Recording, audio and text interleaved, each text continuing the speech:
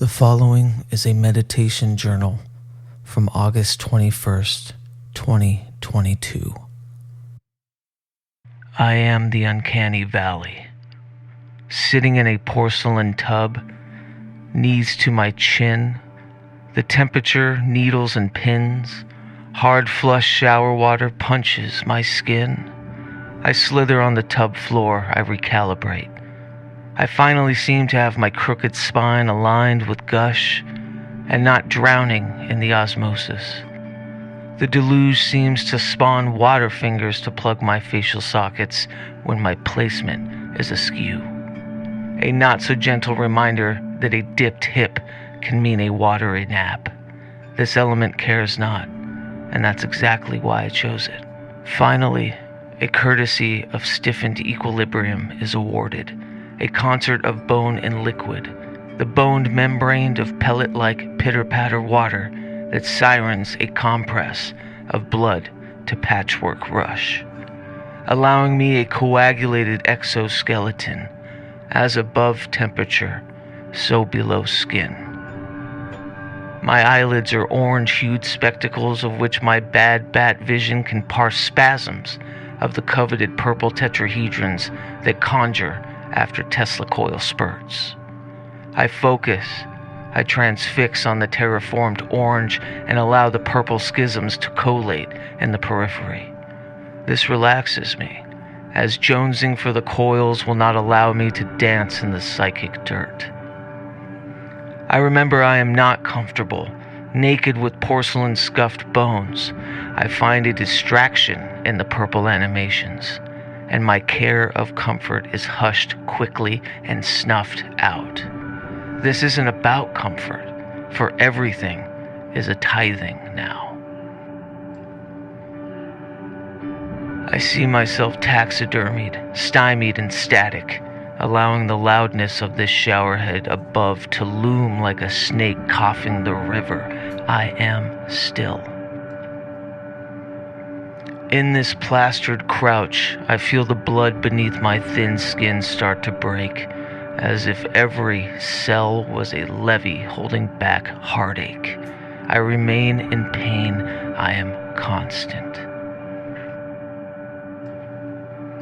The purple tetrahedrons begin to echo. The prisms seem to react to my lidded pupils.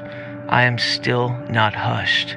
I am still somatic as I give a faint brush of an eye shake to see if we are in sync. I can now flash prisms of where I'm at. The barrage of elements abound, the loud sound, and I see them start to drip below the hedrons as if they are Photoshop layers. I am reminded to be without purpose, to allow the wash of discomfort and somatic awkwardness to dissolve. I am reminded to not mind at all. I am finally here, or there, neither, either or. From my toes to forehead, I separate the membrane of skin and feel the delocation of self within. With my left hand, I begin to peel back my right arm's flesh. I am a faint ghost underneath, and am not shocked by the gray ghost of self as I continue to unzip my flesh. I do this for every ligament, placing the skin into a folded pile beside me. I remove my face as if it were a Halloween mask and take a deep breath. I feel as light as a whispering thought. I feel as light as the voice behind the eyes. I can see the schematics of purple tetrahedrons build and bone and orb around me. The hedron is my craft across these murky modes. This is the ship needed to transdimensionally rift through the planes. I now see the sheen of solid purple turn into a faint pink, as if it became a translucent, fleshy window. And it encases me as if it were an embryonic sac, holding my spectral fetus in a ghostly womb. I begin to drive the bubble with intention. I begin to float. This pink sack of gelatin fuss lifts me through the bathroom ceiling, through the upstairs neighbor's living room. I see them circled around the floor, laughing, passing around a tequila bottle among the rhythmic bumps of some haughty Spotify playlist. I smirk, because even in this translucent lift, I still judge.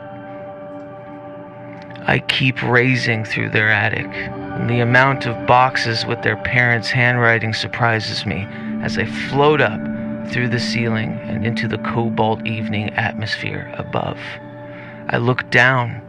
There is my street. There is my car, like a neon satellite picture of ghostly movements on a static city block. My toes start to tremble. I am afraid. I recall my newly found fear of heights as I reach a height where only the curvature of the earth is viewed in a sun-kissed hue.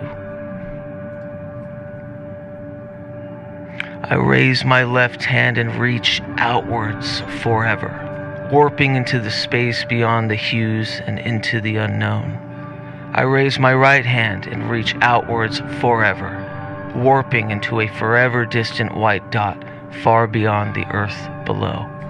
This is my axis of self. These coordinates of sine wave snakes, forever punching out and into each sector of the abyss.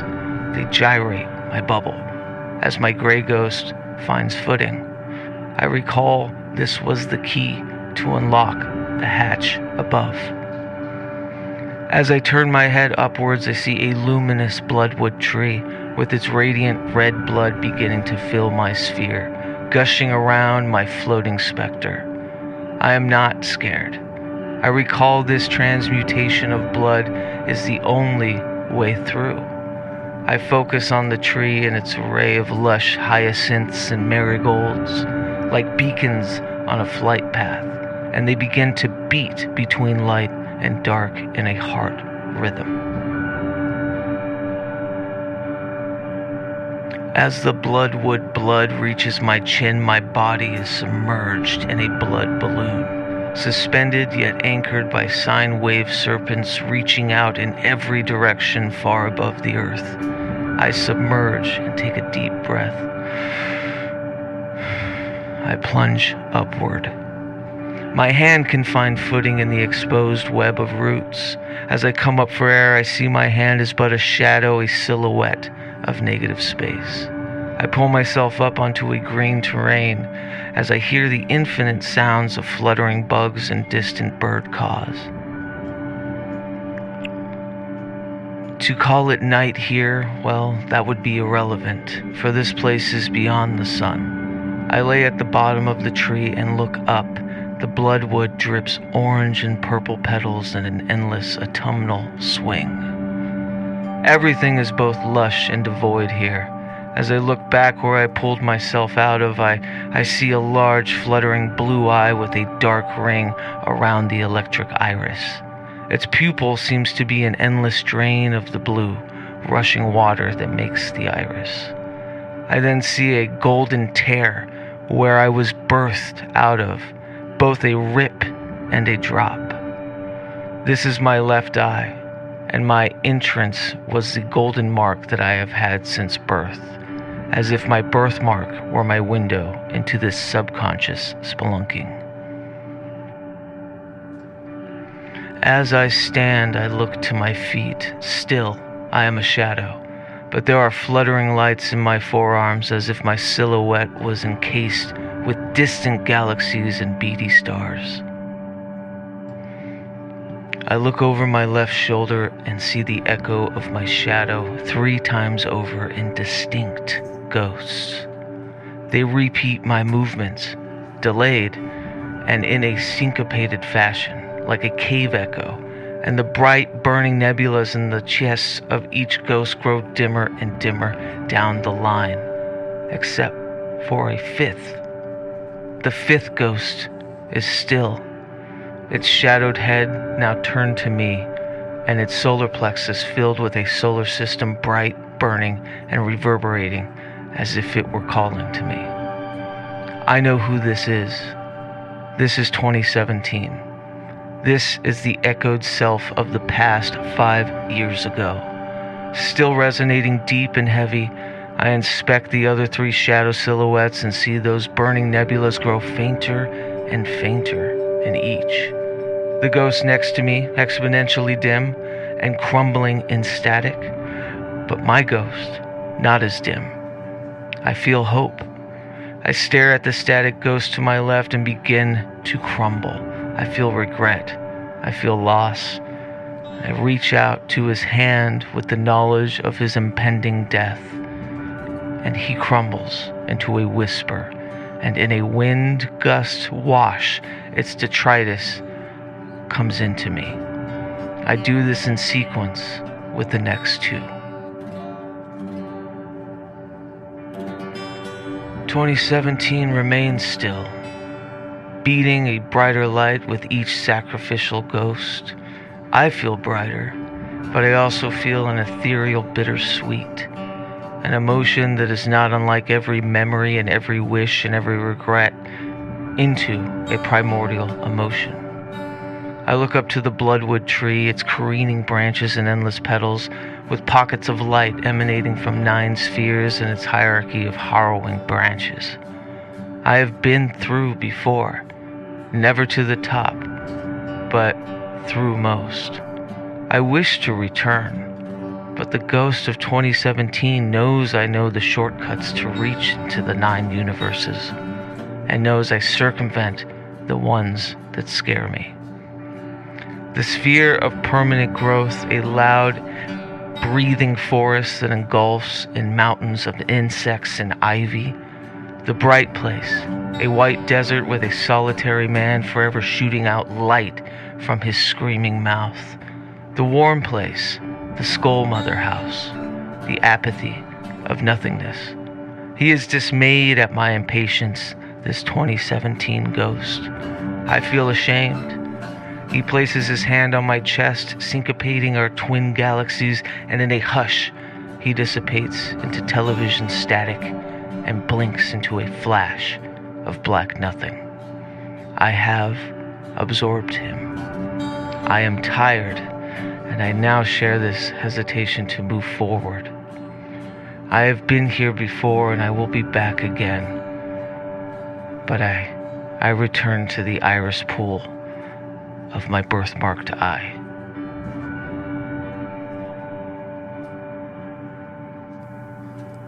I am sitting in this shower, drowned in its watery sound. I begin to cry, but the tears are interlocked with the trails of water. 2017. What was different about 2017? And why do I feel a longing for a friend I'll never see again? Is this what a baptism feels like?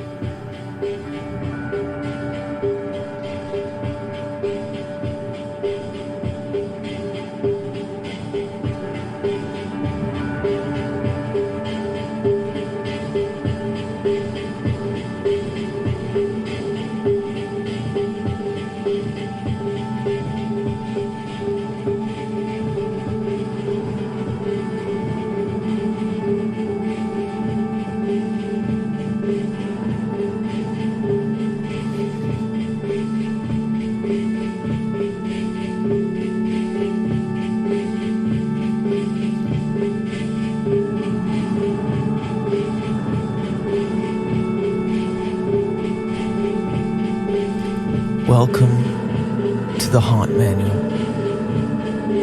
a multimedia grimoire exploring my personal anarchic praxis of the hauntology of the self, dubiously named Hauntomancy.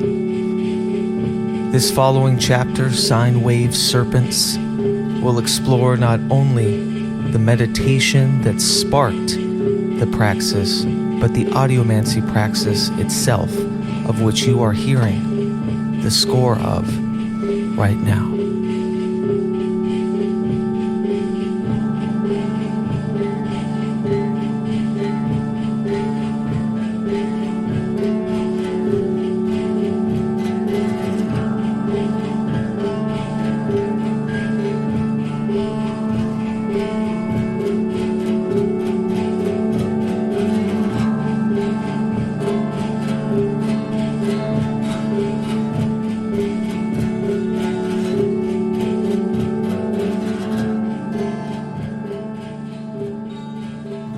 2017, the year of my public magical birth.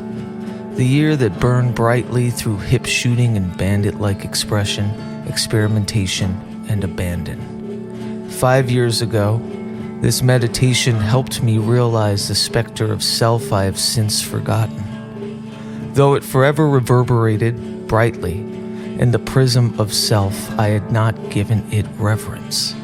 I must create a seance of the self of then, and commune with the ghost of what had been.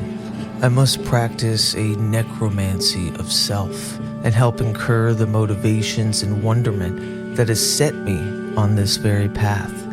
And this is how I am doing it, and it hurts.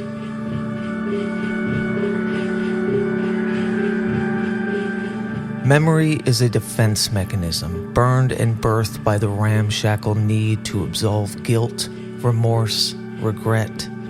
It is a creative fiction at times, one that paints the pareidolia of making meaning out of past patterns and actions. That said, it is not always negative. The negativity comes with the broad erasure of responsibility, of mistakes. Not unlike an algorithmic AI, it tends to snuff out human error. And the human error element is usually what spurns a self into the path we ride.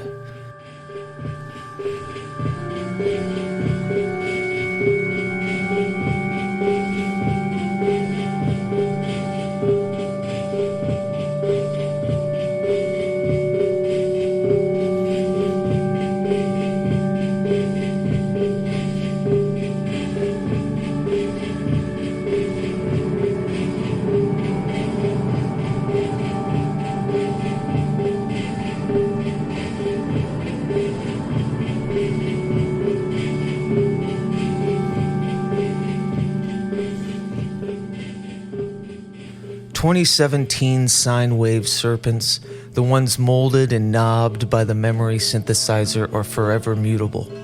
Instead of reopening the synth patches of what I constitute as the objective of that year, it is necessary to regale the clipping, shorting, and blinding feedback that accrued to such an epilogue.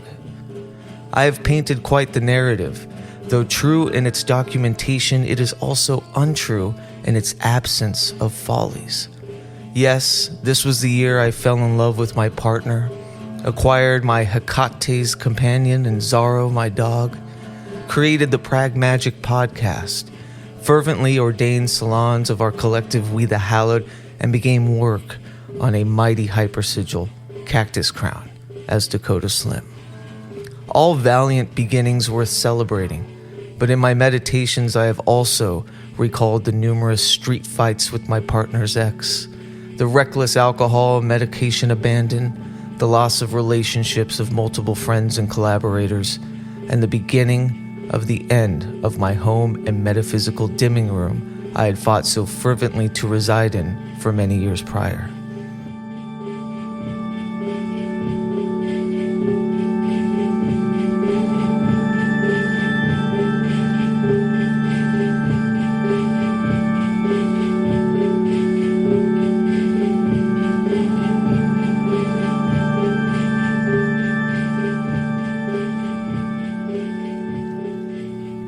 These are the missives worth tithing, as without the warring extremes, without meditation upon the misgivings, my ghost is a fiction. So how am I to commune with an echo? How do I strengthen the tether, the pathways back to a barking specter? Meditation was always a primer, a boot up into further investigation for me. The communion and deep dive concerning this self-spelunking is illustrated by the practitioner themselves. Writing, albeit somewhat conventionally linear, is a pathway towards such introspection. But for me, I have found a somewhat multifaceted approach in dimming the contraction to the other, dimming the zim-zoom. The language I speak, far from the confines of simple gestures, is one that envelops all fiddly digits, both physically and ghostly.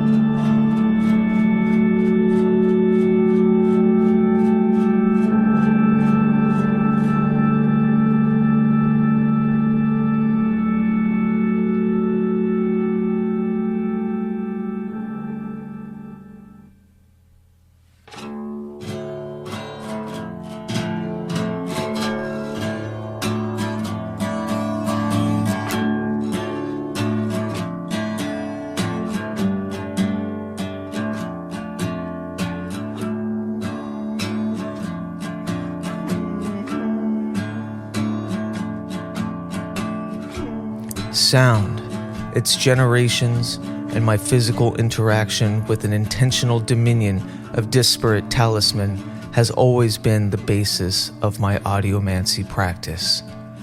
However, I would perform these rites with an objective to help inspire or create, never a direct objective to visit a same-skin past self, a haunt. Sound, no, music makes sense as an audiomantic working for this hauntology.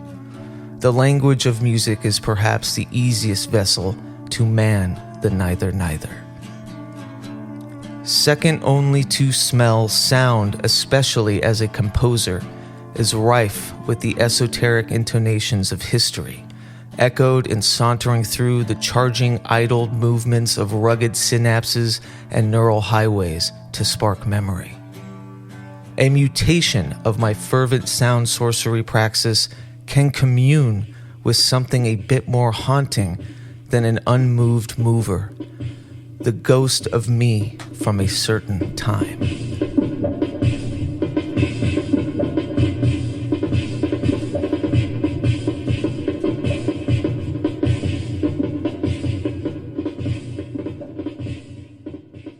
Scrooge be damned. If a ghost of himself flew through that window, he would have croaked from sheer terror, and there would be no Christmas.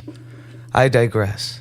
From meditation to communion to inspiration, the next objective is to transpose the notes of ritual into a syncopated practice of self-travel through literal echo and through literal delay, to dim the contraction, to dim the zimzum of here and there, and to sing with the third mind of both.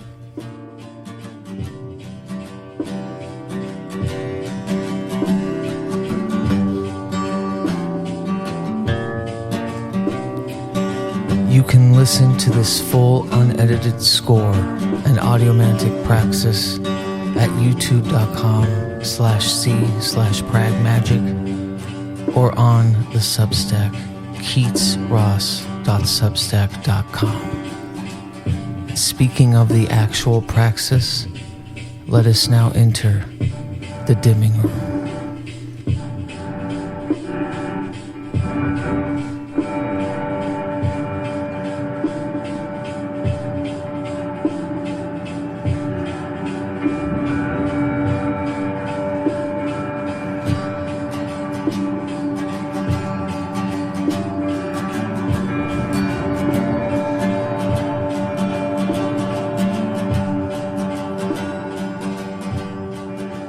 Music gives shape to the way we perceive and process our actual life experiences. Ezra Sanzer Bell, Audiomancy. My nostalgia-mancy-centric audiomancy session I refer to as DIMS, or dim/dimming sessions. Concerning this 2017 serpent was quite simple. The parameters set would distill down to 3: prism, tether, and talisman. The prism of self is 2017, the year of the witch. I was in Portland, Oregon. I was exiting a relationship, a home, a band. I was celebrating a new relationship, totemic wanderlust, magic, a black dog from Hecate, and being pulled by this very Sine Wave Serpent. The tower card strikes again, and from the ash and rubble, the Dharma bum spits and whistles. Every audiomancy session is improvised outside of these simple parameters. There is only a musical tether, or in this case, a chord, a common chord, that is both a literal and figurative key to unlocking the dimming.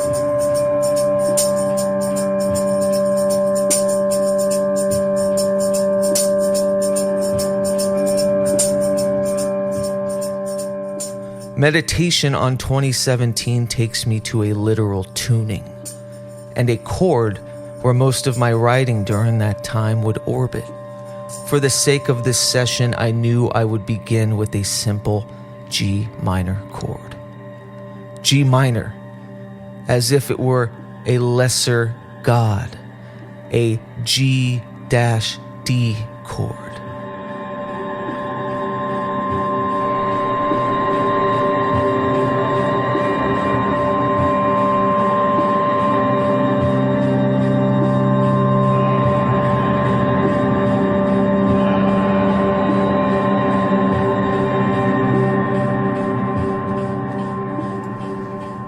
An unintentional correlation, but it begs a mention. Minor is also in lunar alignment opposed to major's sun alignment, according to Ezra Sanzer-Bell's Audiomancy, a supplemental text to his first book, Astromusic. Lunar is key, not only to my personal Aquarian, Piscean rhythms and literal lunacy, but because it was the full moon before Halloween 2017 that my partner and I met. G minor. This musical tether is the sinew that ignited the musical magical session, the key to generate my psychic engine, a minor ghost.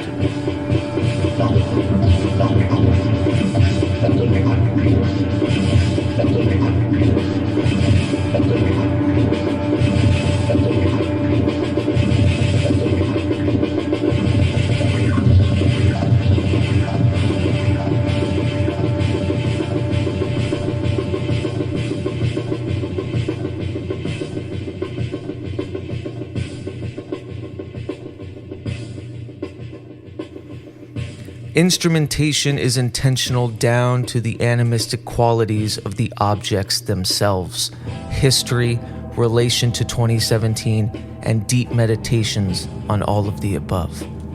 After heavy consideration, they are chosen and placed in a circle of the dimming room. In this case, my dimming room is my music studio and magical space. In the past, it would have been a walk-in cupboard.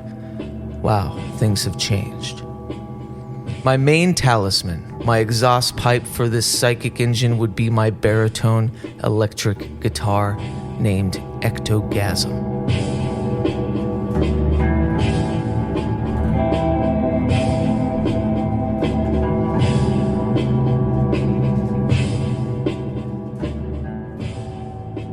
A haunted artifact superbly customized through my chaos over the years.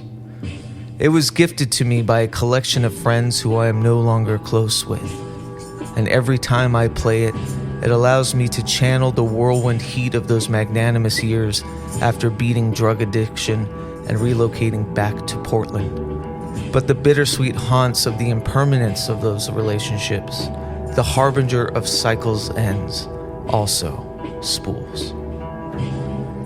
It was also my main tool in my now defunct magic and music project, Spare Spells, whose last album, The Narrows, was released in 2017, as well as the main writing tool of my first major hyper sigil, Cactus Crown, as Dakota Slim, which would be released the following year in 2018. It is a testament to laying to rest an era and embracing a new one.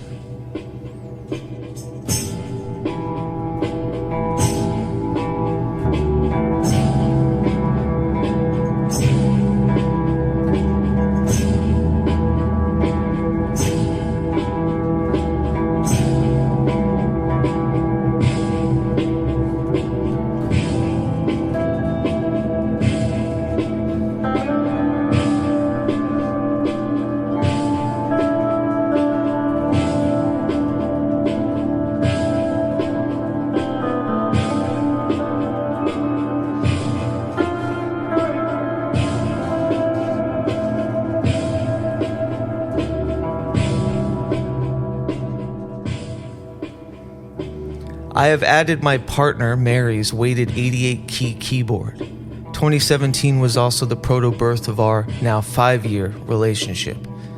It is also something I am not terribly used to playing, which instills a sort of responsibility in adding it. And like the generation of our relationship, it is a microcosm of new, exciting, awkward come boisterous trepidation.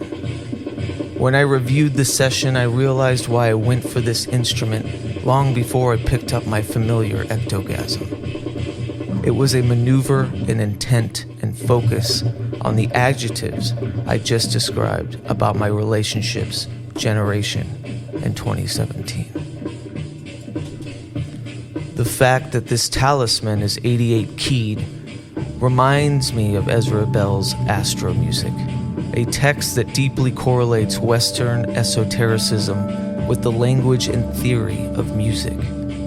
Astro Music mentions that the 88 keys correlate with the 88 days in a mercurial orbit, and Mercury is in direct communion with the general Rider-Waite interpretation of the magician in the tarot. Yet, I would argue, though a magician's true work is within the experimentation and evolution of the language of all things, the trade can also prove the most self-deceptive and egoic of communions. A fitting form and symbology considering my entirety of 2017, from fool to narcissistic wielder of the will in one swift move.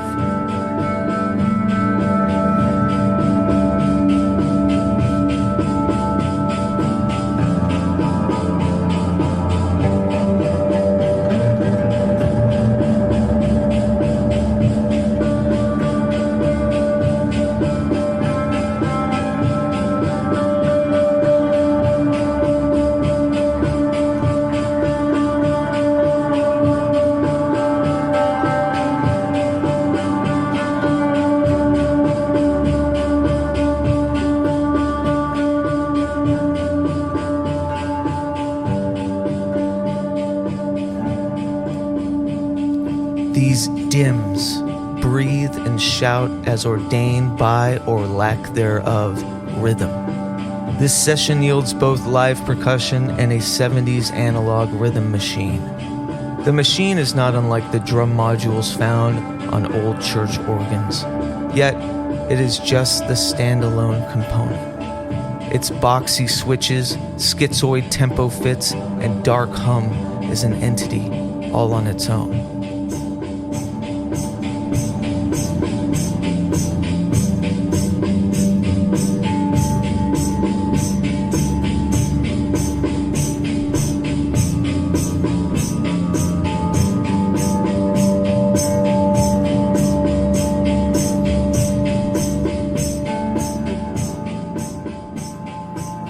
This odd talisman was acquired trading gear with a close Portland confidant and friend, Brian Bruner.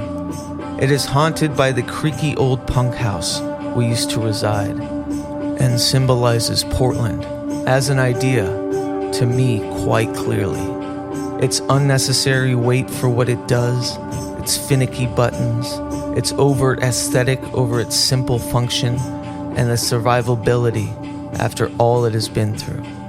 Wait, did I just describe Portland?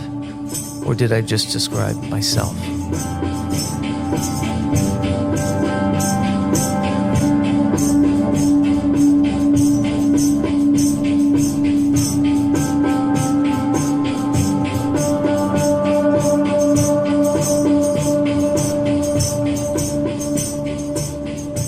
The accompaniment of an automaton-generated rhythm from the archaic gadget also shares in my need for a third mind communion as stated in the previous chapter. Grumpy and gallant Henry Miller has often used the idea of the automaton to vilify artistry. Due to his mid-19th century arena, he was understandably in a punch-funk against literal automation and the disillusion of the wayward artist or the working class. A quote I often carry from the book is, "The creative spirits are the fecundators. They are the Lamed Vav who keep the world from falling apart. Ignore them, suppress them, and society becomes a collection of automatons."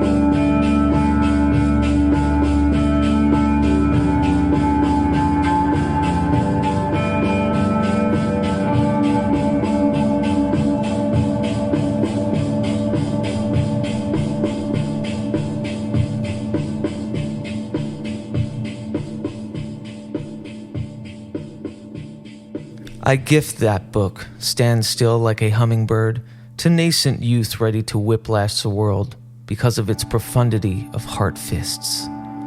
Though, perhaps you would be hard-pressed to know that now the automatons are igniting and working in Congress with most modern and artistic and spiritual praxis.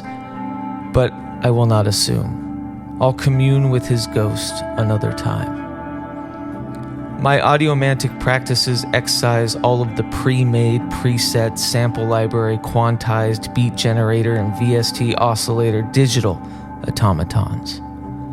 I am not anti-digital production. As a matter of fact, the digital audio workstation is the greatest empire a pugilist composer can rule over.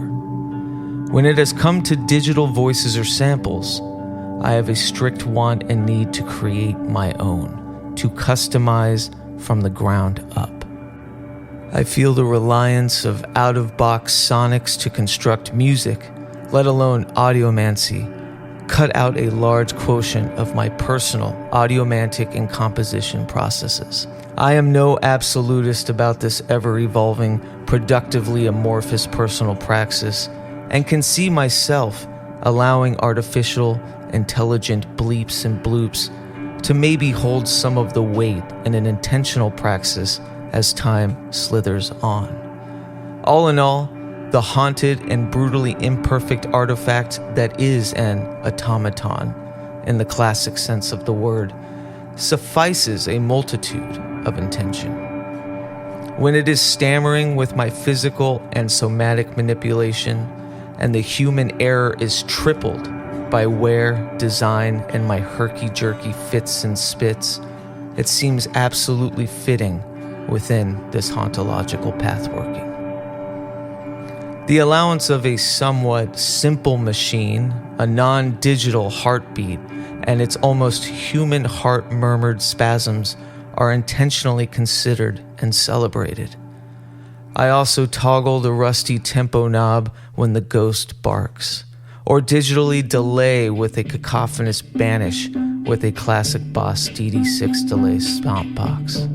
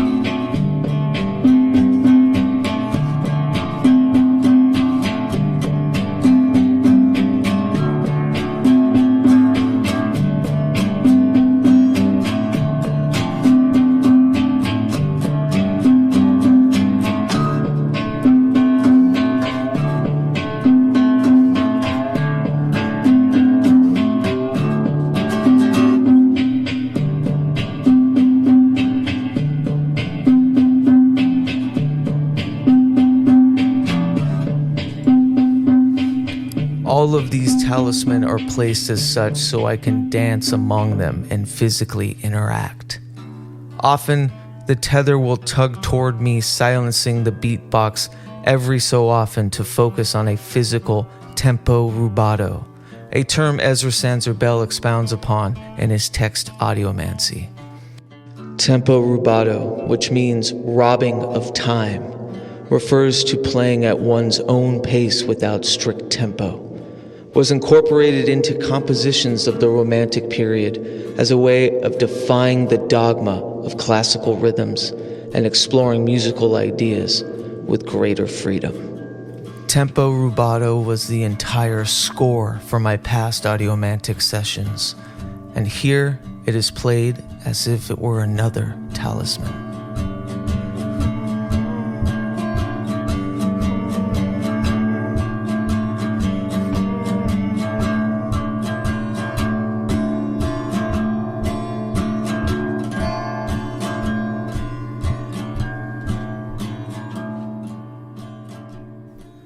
In my previous dims, I would sit in a dark room for at least an hour, getting lost in tape loops, glossolalia, and repetition. However, because I am using these hauntological dims as the soundtrack for each of these here haunt manual chapters, it is giving me a way to channel a performative aspect that is seldom exercised. Since experimenting with such a vulnerable practice via unannounced live streams, I have been more physically aware to be pithy and direct in churning through a multitude of synapses that bridge forgotten artifacts, forgotten emotions, forgotten self-speak. The performance aspect of it is as if I am performing for the other, not just an audience behind computers, but by a pantheon of deities, anarchic, imaginative, or cultural, that I have consorted throughout my life, and especially in 2017. And you might be listening to this charged artifact in your headphones, on a train, through your car speakers, or on your laptop while you cook. The ghost is in the machine, and it haunts on. My dimming room ritual layout is as follows. The delay is the sinew. My amp, the star. The keys, the lunar common chord.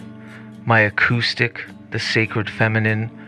My baritone, the sacred masculine. The altar placed at the top, the deific audience and magical microphone. My rhythm box is the chiron, the wounded automaton, and me as the haunt, the seancer and invocator. Now that you might be a little more privy and understand the praxis of the audiomancy of which you are hearing, let us resolve. 2017 haunts for the magnanimous bounties of that year, yet also of the unresolved phrase that lingers still. The meditation in the beginning revealed the quadrant or destination of 2017. And my audiomantic praxis was my trans-dimensional craft to commune those dimensional rifts of back then. 2017 lingers still. It is not a random result considering the Sephiroth meditation spelunking of the self. 2017 haunts for the magnanimous bounties of that year, yet also of the unresolved phrase that lingers still. When 2017 reared its ghostly silhouette to me in that meditation, it was on the anniversary of the Oregon total eclipse, a celestial event that spurned this current reality tunnel, a magical 5-year itch. This was not intentional, and like poltergeists knocking about to be heard and considered, all the synchronous events began to rollick and roll. I would even say, admittedly gun-shy about the full woo of what I'm about to admit, that the pathways laid in these processes were as divinatory as they were revelatory. Future casting, or planning for us pretentious types, has been quite hazy prior to this investigation of my discography of actions pertaining to 2017. You see, I was heading towards an equilibrium in my second year here in Seattle. My outdoor education summer season had just ended, and I was gearing up for the autumnal swing of a slow and steady fall.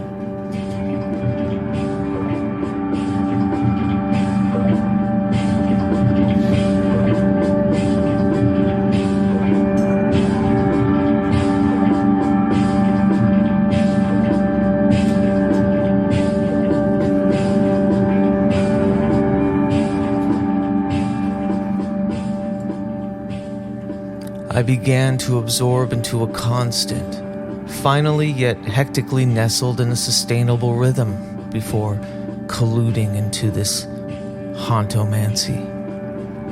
Yet, the confluence of this audiomantic praxis, the haunt manual oeuvre of a self-hauntology, and the expectant of unknown twist howled on through magically interacting with this 2017 ghost. a true communion of extremes of stability and kerplunkt. This is why I can't have nice things. However, one major concussive question is beginning to itch loudly. Did my fascination with the extremes of the 2017 magic infect and haunt my future? Or was the reveal of 2017 a divinatory guide for the oncoming synchronicities? The similarities between the Discordian nature of 2022 and 2017 are personally staggering, but they are about to become flat-out gobsmacking.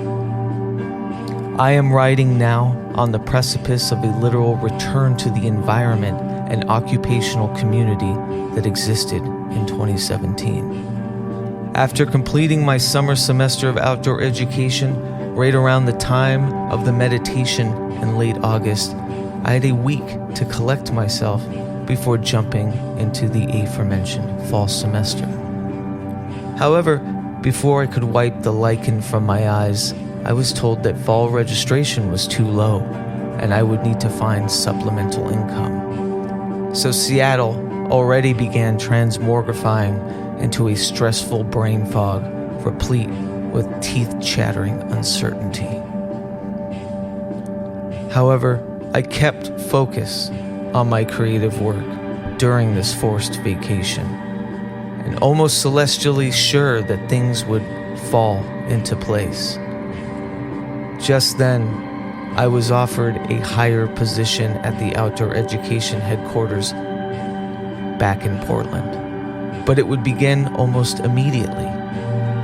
I had little to no time to deeply consider the amount of blurred, dust-deviled machinations taking the position would incur, but I knew I needed to accept it, if only for a longer interim. My partner Mary, my Hecate hound Zaro, would stay in Seattle as things were sorted in the long game. But where would I stay whilst working full-time in Portland indefinitely?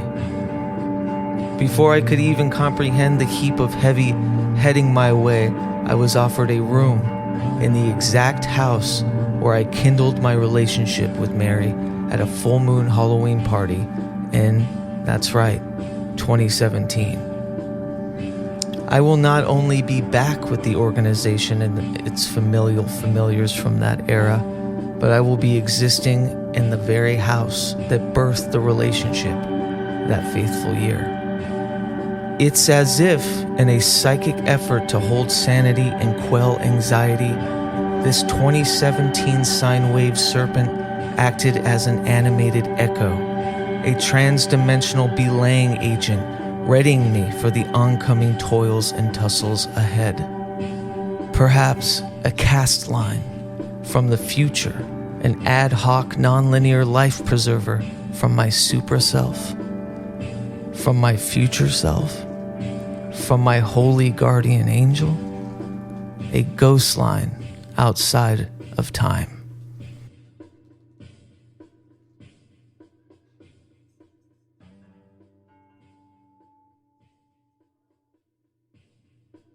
In the appendices of Dr. Robert Crookall's The Study and Practice of Astral Projection, he notes a very peculiar piece from Jeffrey Hodson's The Science of Seership, pertaining to thought forms of deceased children resembling Orthodox angels to grieving parents.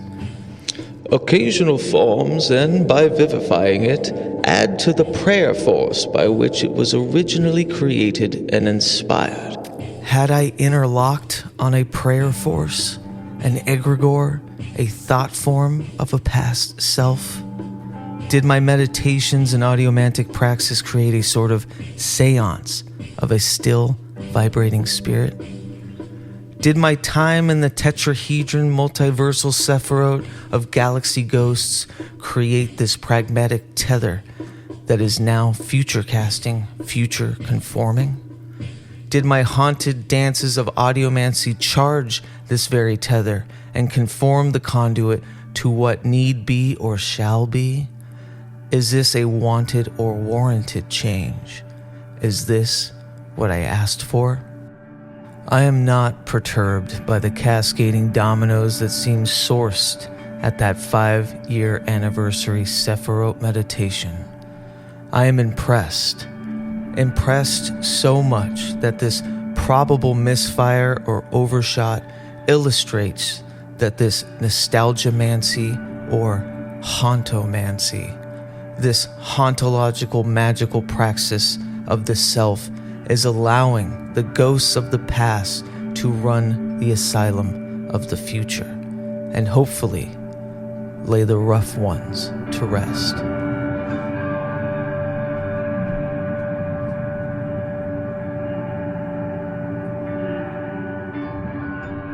In this shared somatic realm, we baseline perceive time as wholly linear within the alchemical cycles of birth, breath, and decay. This praxis of charging a certain era of the past to cull an era of the future seems to understand this. Outside deep meditation into memories and relishing in these subconscious haunts, it has seemingly afforded me the quadrants to literally be back here in 2017.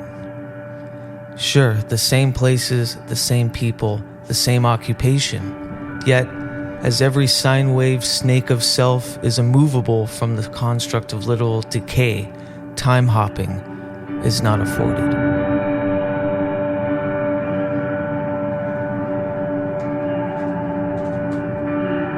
This system is brutally imperfect, as are the results, and I have no idea the ramifications.